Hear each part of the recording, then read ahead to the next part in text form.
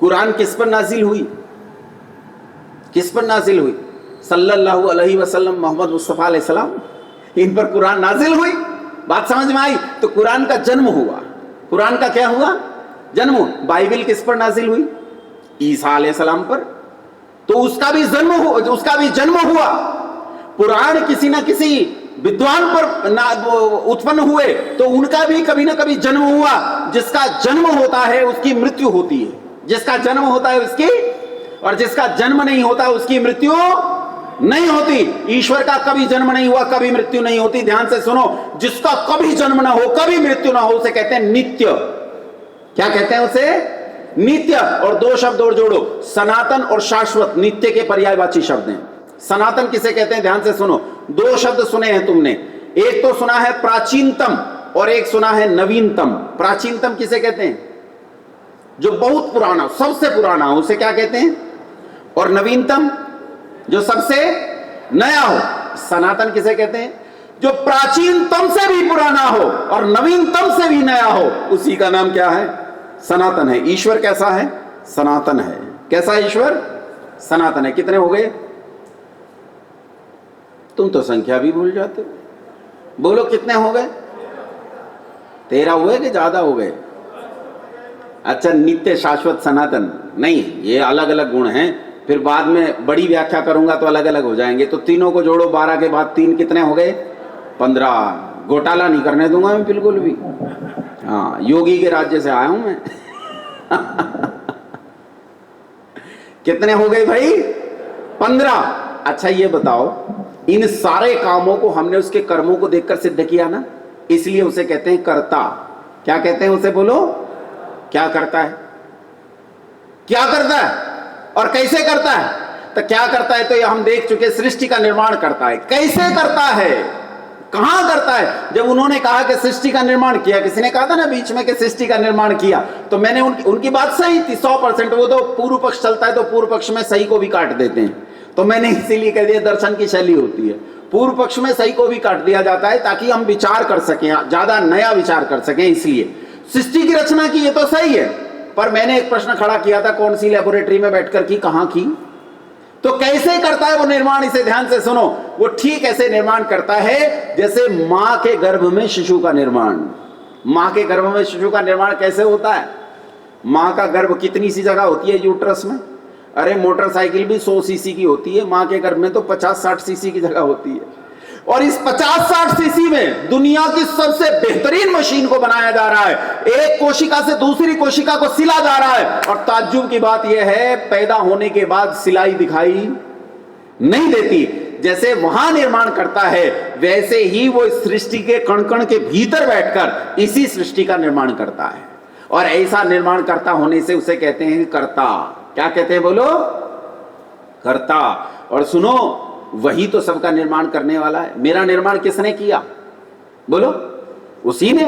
और आपका निर्माण उसी ने, और उस बिटिया का निर्माण उसी ने, और भारतीयों का सबका निर्माण उसी ने, और पाकिस्तानियों का, वो बात दूसरी, वो बाद में करेंगे। लेकिन पाकिस्तानियों का निर्माण भी किसने किया? उसी ने किया।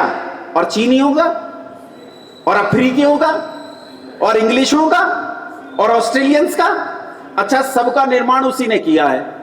लेकिन देखो तो सब अलग अलग। अगर सबकी फैक्ट्री एक तो प्रोडक्ट अलग अलग क्यों?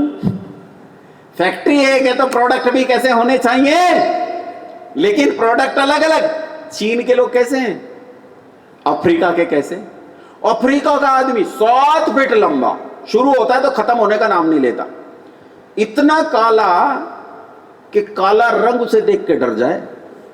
हमारे यहां भी काले होते हैं, लेकिन जो अपने आप को काला मानता है उसकी बराबर में बैठ के देखो तब कहेगा भैया मैं तो बहुत गोरा हूं। भयंकर काले होते, सिर के बाल ऐसे हो जाते जल के मुड़ गए। शुरू होता है, खत्म होने का नाम नहीं लेता। इधर चीन में आओ, ये शुरू होता नहीं खत्म हो जाता है, जरा जरा से, छोटे छोटे से। भौहें यहां रखी होती हैं ऊपर, मूंछ शुरू वहां से होती है जहां तुम्हारी खत्म हो जाती है। आंखें ऐसी हैं कि जबरन खोल के देखना पड़ता है। अगर सबका बनाने वाला एक है तो प्रोडक्ट अलग अलग नहीं होने चाहिए। लेकिन प्रोडक्ट तो सारे अलग अलग है। अरे चीन और अफ्रीका की बात छोड़ो, यहां जितने बेटे यही सारे अलग अलग है, सब अलग अलग। एक ही मां के 4 बच्चे, चारों अलग अलग। यहां जितने आदमी बैठे, अरे यहां की छोड़ो, पूरे ब्यावर में आदमी ढूंढ लो, एक आदमी की नाक दूसरे आदमी से नहीं मिलती है। कि ऐसा सांचा बना रखा है भाई, सबके सांचे भी अलग ही बनाता है? अगर सबका बनाने वाला एक है तो उत्पाद भी कैसा होना चाहिए?